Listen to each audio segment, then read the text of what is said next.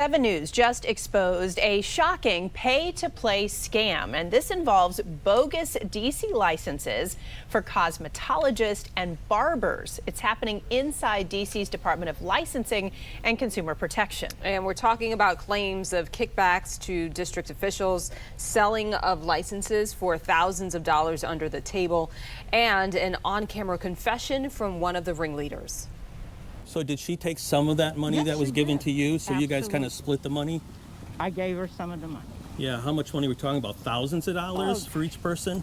You're talking about thousands. Did you take tests for them as well so they could get them? Those that, some of them I took tests, some of them she just went in the computer and just got the printed licenses? the licenses off. Which you now know was wrong to do, right? Absolutely. And I'm guilty. Yeah, I'm ready to pay the price. I-Team investigator Scott Taylor blew this case wide open just yesterday and joins us now to talk about his investigation. All right, Scott, so here's our first question. What is the reason that people would spend $4,000 or more to get a bogus license? Yeah, that's a great question. A lot of people wondering about that. A legit license in D.C. means you have to take 1,500 hours of classes. Those classes can cost up to $15,000 for a beauty school. Olivia French, who confessed to 7 News on camera, you just saw it, about her involvement in the pay-to-play scheme, told potential students she would use her closed beauty school on their application for a license. And some students never took the required test. All they had to do is hand over about $4 grand to Olivia.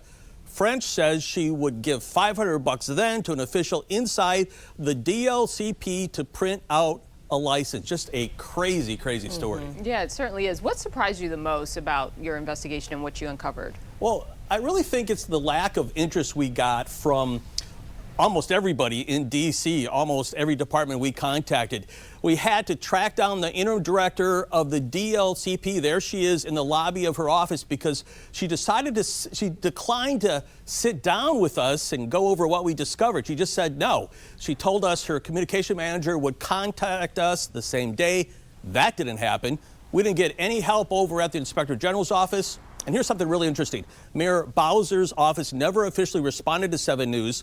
I found that really odd because the mayor appointed Olivia French, one of the ringleaders of the scheme, to the cosmetology board. So I don't understand why we didn't get any response there at all. Well, we were just talking during the commercial break that this is not over yet. I would imagine you're still working on this. What's next? Yeah, the I-Team's still digging. We have a lot of questions about what students put down on their applications to get a license. So far, the district isn't handing over those requests. Let's hope a district-wide investigation will be able to review those applications and we'll get some answers. More to come on this. All right, Scott, thank you very much. And